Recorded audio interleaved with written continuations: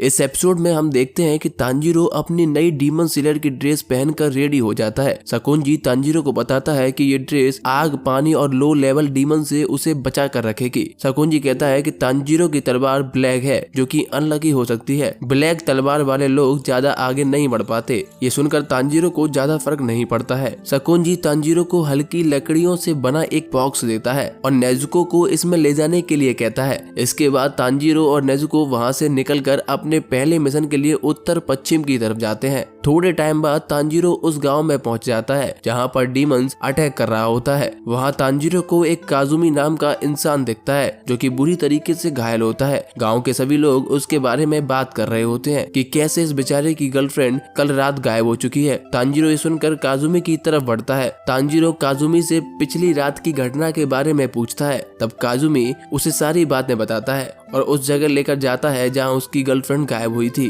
काजुमी बताता है कि उसकी गर्लफ्रेंड यहीं से अचानक गायब हो गई थी। तब तांजीरो कहता है कि मैं इस गांव के सभी लोगों की हेल्प करने के लिए आया हूं और ये बोलकर जमीन को सूंघने लगता है। तांजीरो को एक डीमन की बहुत ही हल्की सी स्मेल आती है। काजुमी याद करता है कि उसकी गर्लफ्रेंड के पिताजी ने उसको कितना मारा था क्योंकि उसकी वजह से उसकी गर्लफ्रेंड गायब हो चुकी है, जिसकी वजह से उसकी ये हालत हो चुकी है। अब तांजीरो डीमन की स्मेल का पूरे शहर में पीछा करने लगता है। काजुमी तांजीरो के पीछे पीछे आ जाता है। ऐसा करते करते रात हो जाती है। तब काजुमी तांजीरो को वापस चलने के लिए कहता है, पर तांजीरो कहता है कि वो डीमन को फील कर पा रहा है और डीमन यही आसपास है। उसके बाद हम देखते हैं कि घर में एक लड़की की मम्मी उसे रात में घर से बाहर ना निकलने के लिए बोलती है और अपने कमरे में सो जाने को कहती है। वो लड़की सोने के लिए अपने कमरे में चली जाती है। जैसे ही वो लड़की अपने बेड पर लेटती है, उसके बेड के नीचे एक बड़ी सी काली परछाई आ जाती है और उस परछाई से दो हाथ निकलते हैं जो कि उस लड़की को अपने अंदर खींच लेते हैं। तभी तांजीरो को उस डीमन की स्मेल आ जाती है और वो डीमन की तरफ भागने लगता है और एक दीवार के पास जाकर रुकता है। काजुमी को तांजीरो की स्किल्स देखकर यकीन हो जाता है कि तांजीरो एक डीमन स्लेयर है। तांजीरो के पास उस डीमन की स्मेल बहुत तेज हो जाती है और तांजीरो अपनी तलवार जमीन में घुसा देता है।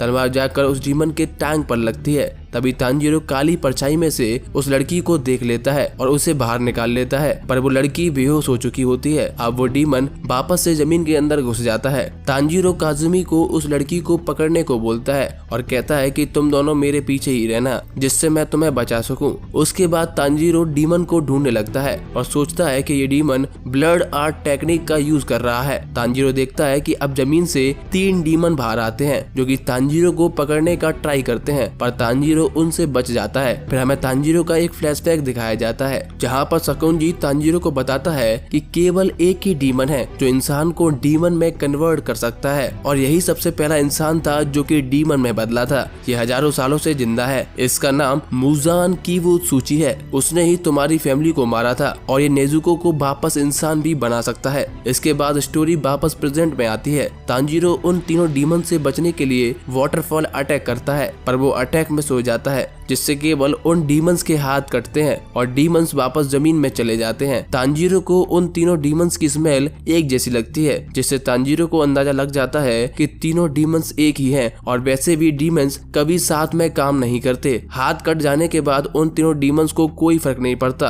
क्योंकि डीमंस की हीलिंग पावर बहुत ज्यादा होती है। उनमें से एक डीमन छुपकर वापस उस लड़की पर अटैक करता है जिस पर तांजीरो अपना वाटर व्हील अटैक मारता है, पर वो डीमन उससे भी बच जाता है। वो डीमन बहुत ही तेज हो जाता है। तांजीरो सोचता है कि काजुमी और उस लड़की के होने की वजह से तांजीरो अपनी पूरी पावर यूज नहीं कर पा रहा। फिर एक डीमन जमीन से बाहर आकर तांजीरो पर चिल्लाने लगता है और कहता है कि वो उस लड़की को छोड़कर यहाँ से चला जाए। तभी तांजीरो के पीछे से एक और डीमन निकलता है और पहले डीमन से शांत होने को कहता है। फिर एक घर की छत से तीसरा डीमन निकलता है जो कि मेन डीमन होता है। वो बताता है कि उसने अभी तक जितनी भी लड़कियों को खाया है वो उनकी कुछ न कुछ चीजें अपने पास रखता है और अपना कलेक्शन दिखाता है। इस कलेक्शन में हमें एक रेड रेवन दिखाया जाता है जो कि काजुमी की गर्लफ्रेंड का होता है, जिसे देखकर काजुमी समझ जाता है कि उसकी गर्लफ्रेंड मर चुकी है और वो रोना शुरू कर देता है। तीनों डीमंस वापस जमीन में चले जाते हैं। उसके बाद ये डीमंस फिर से मिलकर तांजीरो पर अटैक करना शुरू कर देते हैं। तांजीरो लगातार उन डीमन से बचने का ट्राई करता रहता है, पर एक डीमंस मौका देखकर तांजीरो पर अटैक करने ही वाला होता है, लेकिन तभी नेजुको बॉक्स से बाहर आकर उस डीमन को बहुत तेज किक करती है जिससे वो डीमन दूर जाकर गिरता है। मेन डीमन ये देखकर कंफ्यूज हो जाता है कि एक डीमन इंसान का साथ क्यों दे रहा है। फिर नेजुको काजुमी और उस लड़की में अपनी फैमिली को देखने लगती है,